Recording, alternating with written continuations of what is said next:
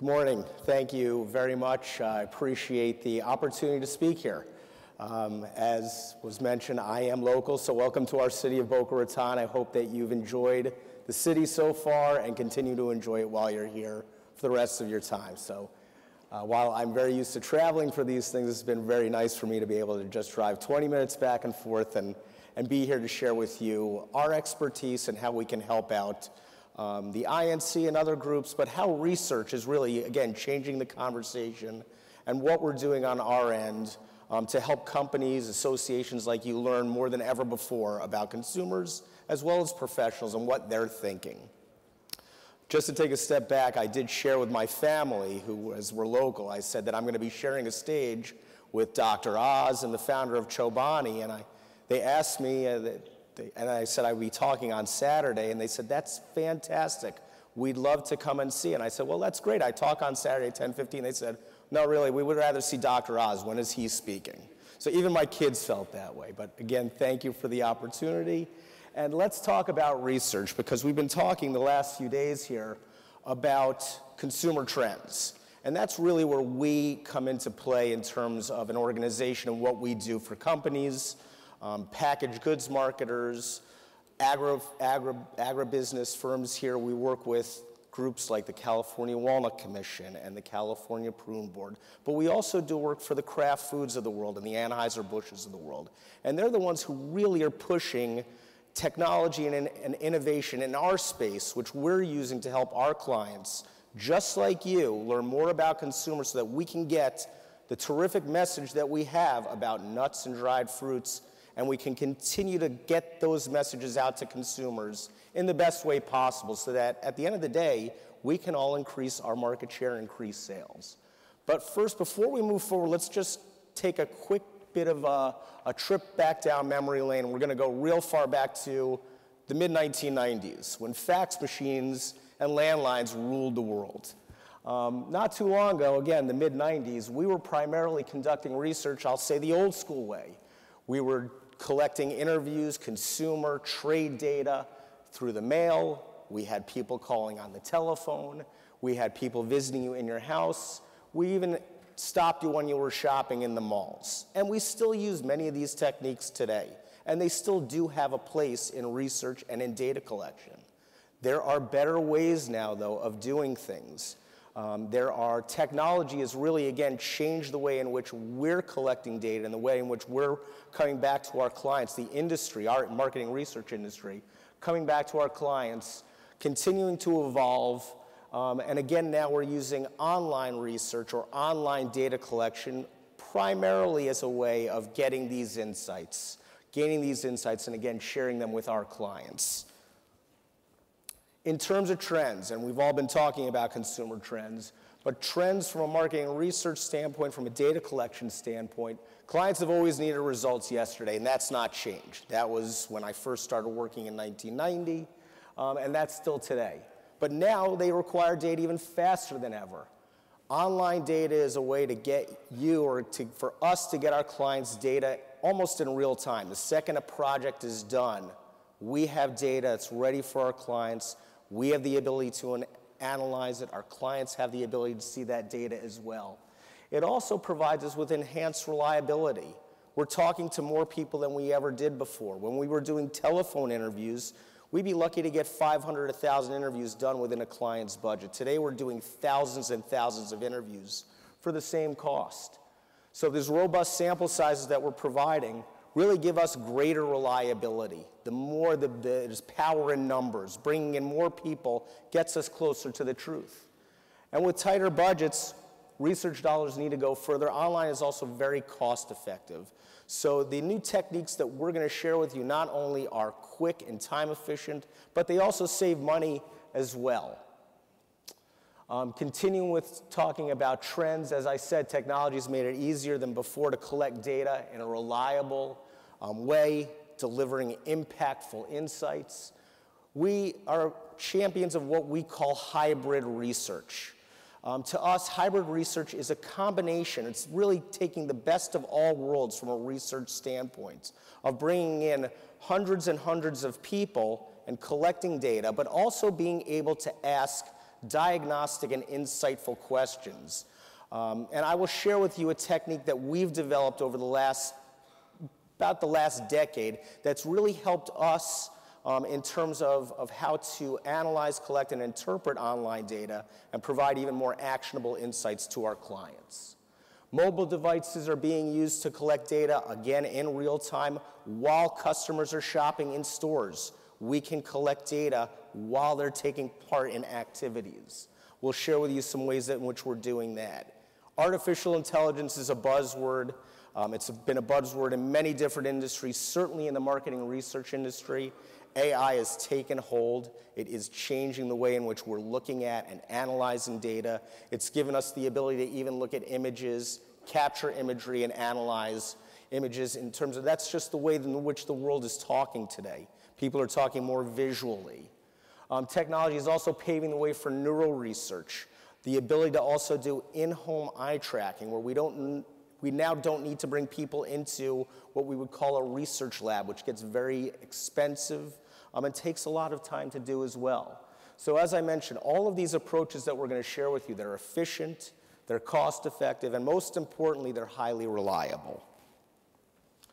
So let's start with online research. When I first started working at our company in the mid-90s, we were still doing things the old school way. We were talking to people on the phone. We were engaging with people while they were shopping in malls. And then the internet came about. And we were very early adopters to doing online research. But being a research company and working for big Fortune 500 packaged goods marketers, there was an initial reluctance to moving in terms of doing consumer research online. People wanted to see, was the data going to be reliable? We did too. So when we first started doing online research, we in fact would do two projects. We would do a project on the phone, the traditional way, and we did the same project online. And within 2 or 3 studies, we were able to show our clients that online data collection was just as reliable as doing it with a telephone interviewer. So we were able to overcome that initial hurdle. There were other hurdles, though, that we saw with online data collection. Online data collection really takes the personality or the personification, if you will, away from the interview process. There's no longer somebody talking to you.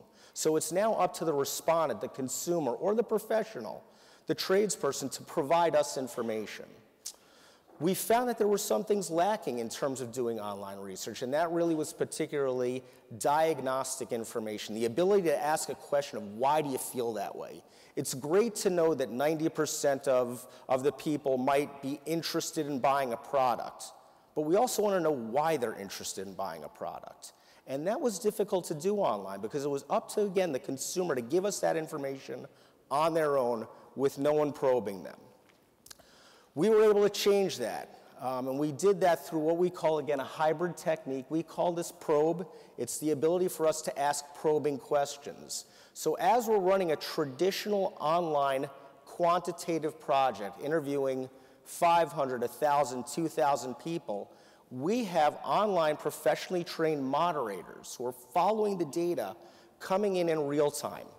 The moderators have the ability to engage with a respondent in a one-on-one conversation. Our moderators also see the data coming in. So if we're doing, for example, an advertising test, and we've shown people 3 different ads, and we ask them which one they like best, and which one they like second best, and which one they like the least, our moderators have that information. Now, why is that so important? It's important because toward the end of a survey, our moderators can engage with respondents in a one-on-one, unbiased setting and engage in a conversation, really kind of going back to the days of old, engaging in a one-on-one conversation to find out the whys. We saw that you liked this ad. Tell us why. And that conversation will take roughly 20 to 30 minutes. It's free-flowing, and it has added a tremendously important and impactful layer to the online data that we're now providing our clients. So we're still giving our clients all of the quantitative information of the thousands of people who've answered the questions, but we're also putting in, again, another layer that we intersperse throughout our analysis of why do people feel one way or another. If they like something, great. If they don't like something, I'd say great too. We need to find out the whys. So that's one technique in which we've taken technology and use that to our advantage to gain a diagnostic edge over traditional online pieces of research, where again, it's just up to the respondent to fill that answer out on their own. So we are still trying to connect people. Mobile shopping. Everybody's got basically a computer in their pockets these days. And that technology has given us the ability to engage with shoppers in real time while they're in the store shopping. Why is that important? How can that be used? In many different ways. Has anybody been involved in any mystery shopping exercises? Has anybody done any mystery shop research, either hired somebody or taken part in a mystery shop exercise? A mystery shop exercise is where we tell consumers to go into a store. Somebody might be running a promotion that they would like to get information of. First off, did you even see the promotion? Where did you find it? Was it easy to find? Was it difficult to find? Was it hidden? Maybe it's not there. Secondly, we can engage with the consumer while they're in the store. We know where they are because they've signed up through a mobile app. We can geolocate them. So we know that they're in the place where we would like them to be. We've given them a task. Go find a promotion. Go find a product. Tell us about that promotion. Did it make you want to buy the product that it was promoting? Why or why not? We can now engage with people using this technology in real time, which we could not do before. We could not do that before in real time. It used to take, there would be about a day's lag in terms of us getting back to somebody. So this is instantaneous, in-the-moment feedback, real-time feedback, and it can be done on a national scale. We have in-home eye tracking abilities now, where we used to be able to do eye tracking research is, again, now taking a respondent, taking a consumer, showing them a stimuli. That stimuli could be a TV ad, it could be a print ad, it could be a promotion. Where does somebody's eyes go? In the days of yore, which was all of about 2 years ago with this technology, we used to have to recruit a respondent. We would bring them into what we called a media lab.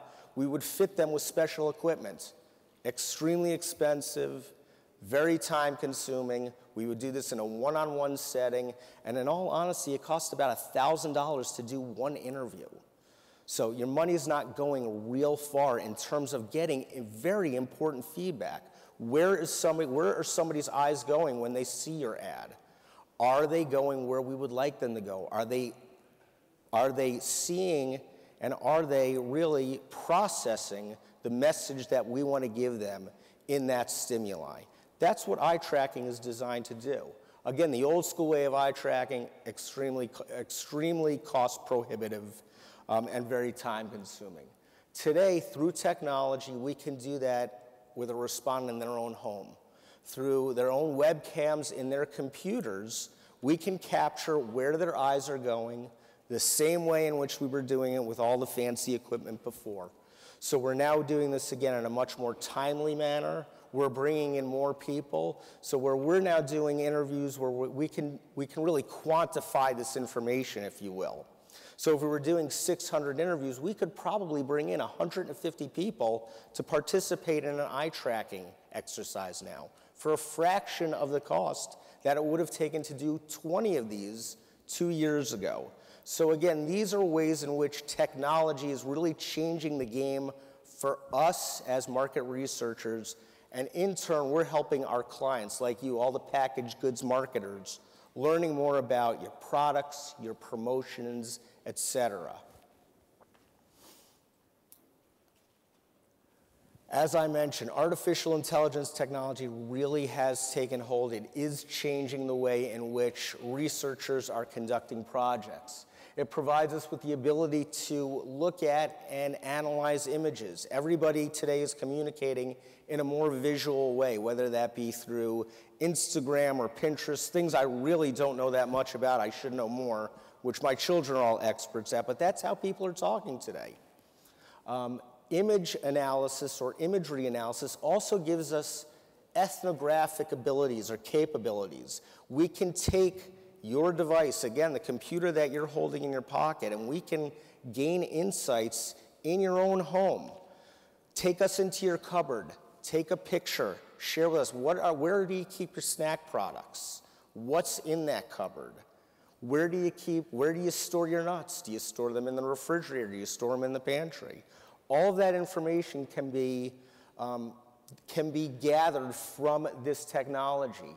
In addition, the artificial intelligence has the ability to analyze the images. So the artificial intelligence is constantly learning. It's looking at the images coming back, and it even will actually kick out images that don't have anything to do with the conversation that we're trying to have. So we did actually a project for California walnuts where we collected some data and we did some imagery analysis for them. And we asked just a question of people, what would encourage you to eat walnuts more often? And we asked them to share an image with us and why did they feel that way. And these are the types of answers that we got back. I know that they're supposed to be good for your heart. I think if I knew more about their health benefits, I'd try to use them more. Convenience, single serving bags that fit in my lunch bag would make me more likely to eat more. I'd love to purchase ready-to-eat walnuts in dark chocolate, cinnamon, spicy, or barbecue, for instance. Snack packs would be great too. These are the types of insights when you get into somebody's home that you can really find out. You really see how somebody lives with a product this way. So again, we use this technology not only as part of a larger investigation, if we were going to do an attitudinal and usage study, we could incorporate an exercise like this into one of those projects. We could also use a standalone as its own project, just to give you all insights about how people really behave when they're in their homes, how they really think about your products, how they're using them in the real world. In addition to the AI looking at all the images, the other beauty about the AI technology is it will actually code, and it will code the images and it will develop relationships between them. So we can now see, again, it's a whole other layer of data that we really never had access to. We can see how the images relate to one another. So we could see here, in that image in the top right, what is the relationship between somebody who's looking for convenience and somebody who's looking for heart health? How much does convenience and health correlate, for example? The AI technology built into these tools will help us do that. Again, all with the idea of giving you more information. The more information we all have, the better we can target consumers.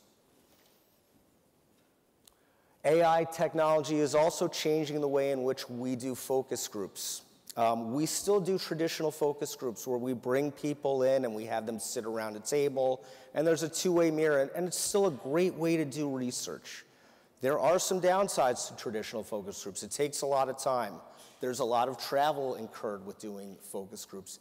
You're not really necessarily talking to a representative sample of people. You're talking to people from one city to the next and getting a snapshot of how they feel. Also quite expensive when you start doing a series of focus groups. Again, as I mentioned, artificial intelligence technology has changed the way in which we're doing focus groups today.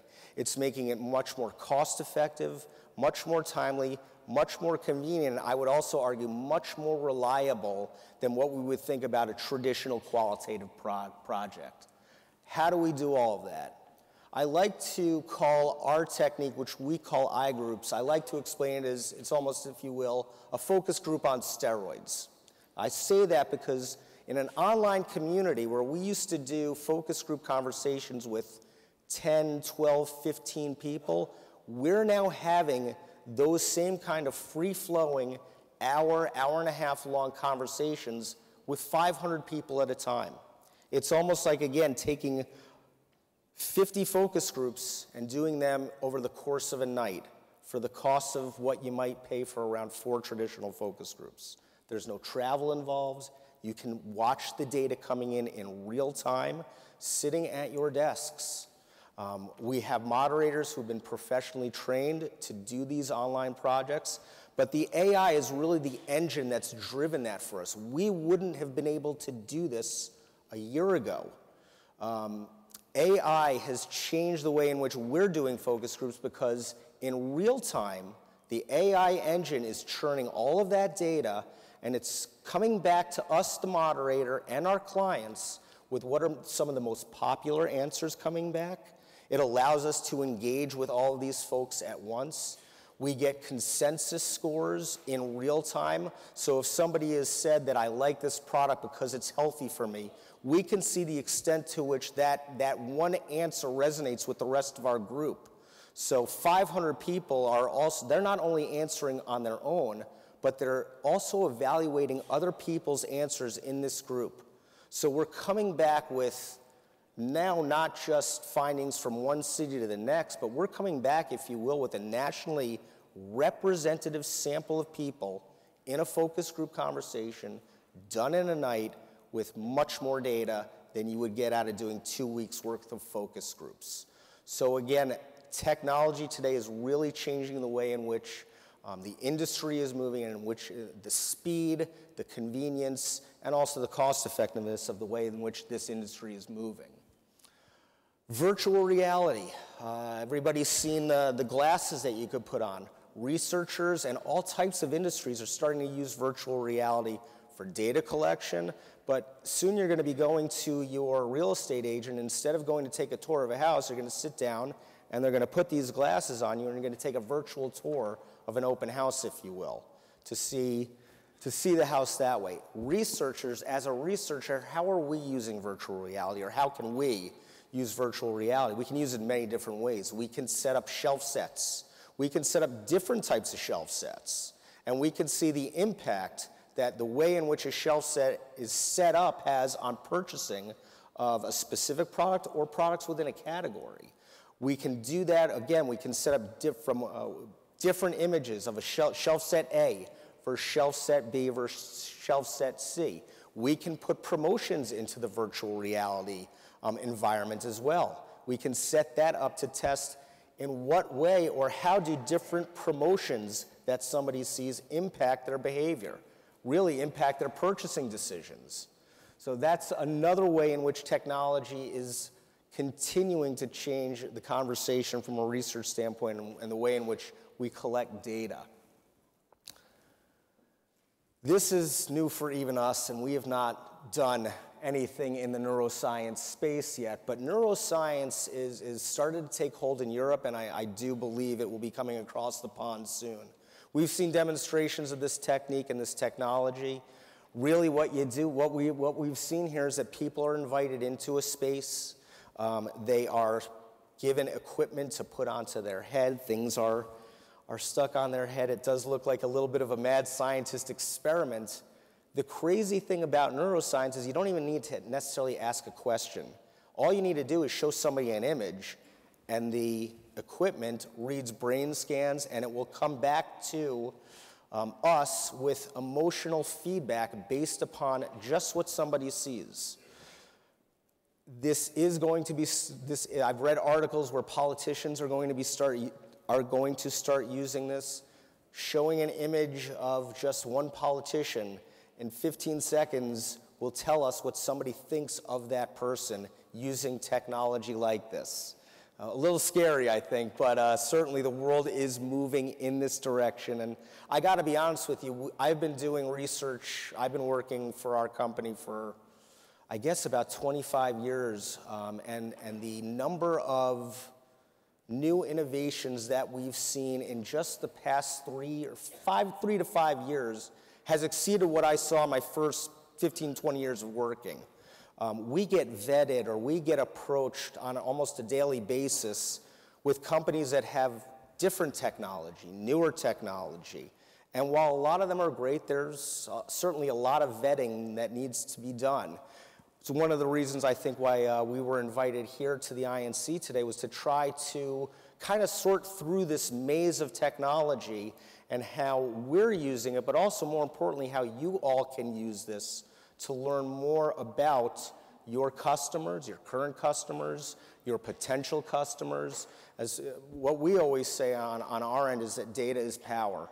And the more data that we have and the reliable data that we have, the more power that you all have to make actionable decisions moving forward so that we can, again, really look to get this message out. You know, I heard Dr. Oz say this on Thursday, that we're all in a really good spot here. We've got great products that are really healthy.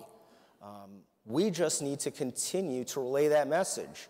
I remember when we started working with California walnuts in 1990, we asked a question, how many people think that walnuts are healthy? I think the number, we normally round up. There was no rounding to be done here. The number back in about 1990 was 0. 0% of the consumers thought that walnuts were healthy. Again, this is Dr. Oz talking about the perception of nuts being high in fat. A few years later, some scientific research, also followed up with doing some data collection to show you the power that all of this information can have in terms of changing the dialogue, changing the perception of these products. In the course of about a decade, that number went from 0% thinking walnuts were healthy to over 50, and it's well over that now. So we do have a great story here. We have a great story to share. What we would suggest is that you all continue to do this great work, collect data. The best way to engage with consumers and the trade moving forward is having all this data in your back pocket and saying, hey, look, we know that people love to eat nuts. We need to give them more information on how to do that. These are all ways in which that can be helped in terms of using research to help fuel that continued conversation with consumers. Just some of the types of clients that have used the techniques that we've talked about range from agribusiness to Fortune 500 companies, the CVS's of the world, Office Depot, the Wall Street Journal. Scientific Games is a gaming corporation. We actually, for them, we used our mobile technology. We sent people into casinos to go find slot machines. We asked them to go find new slot machines, go play the slot machine. In real time, we were actually able to capture information from these people as they were and after they were playing the game to find out what they liked about it, what they didn't like about it. We came back to our client, and they're using that data to take these games and put them into not just one casino, but they're now going to be in 20. Just different ways in which many different companies, like yours and unlike yours, are using today's techniques and today's data to advance their goals as well. So if anybody has any questions, I'm more than happy to answer any. And again, I appreciate the opportunity to be with such a distinguished group. And again, I hope you enjoy the rest of your time in our city. Thank you. If I may. Thank you, Brad. We've got 2 minutes, and it's a big question. And I'm glad you referenced Dr. Oz. He talked about how fear is the greatest barrier to change, and how we only change and we only learn through emotion. And I'm, as a trainer and as a teacher, I know that to be true. But we don't learn from facts. We learn from the emotional content of facts. And people are afraid of big data. They're afraid of AI. They're afraid of neuroscience. What you said, getting into how you can find out what somebody thinks of a politician in a question of seconds. How do you translate that in 1 minute and 45 seconds in your business world? Do you see businesses having the same human individual fear, or have you found a way to get round and convincing businesses that it's not quite as scary as it seems? Sure, it's a great question, and as we all know, emotion does play a tremendous role in terms of what people decide to do. I think our job as researchers and disseminators of data to companies like this is to find the line between reality and emotion, if you will, of asking consumers or professionals. There's a method to our madness, if you will. We'll ask questions in many different ways. So, for example, we'll ask questions about health in many different ways. And looking at all the data, we don't want to just look at one data point. No one really ever wants to look at one data point to tell you whether or not something is going to be successful. We look at 10, 20 different data points to try to, again, yes, we know emotion plays a part in everything, but when we have that data, there's a scientific way of looking at it as well to kind of really come to what do we think the truth is, what do we think reality is, and giving our clients information in that way of, again, not looking at things if you will, looking at one data point, but looking at taking a holistic view, I think gives us really the idea of what's going on in the world. And from a trend standpoint, that's been proven since my dad started doing this in the 1970s or 60s through now. The holistic way is the way in everything now, isn't it? In teaching, in business, we're all connected, as you say. We're so much more connected in the world. Well, thanks for your words, Brad. Fascinating session. Thanks for being here. Ladies and gentlemen, Brad Rose. Thank you. Thank you. Appreciate it.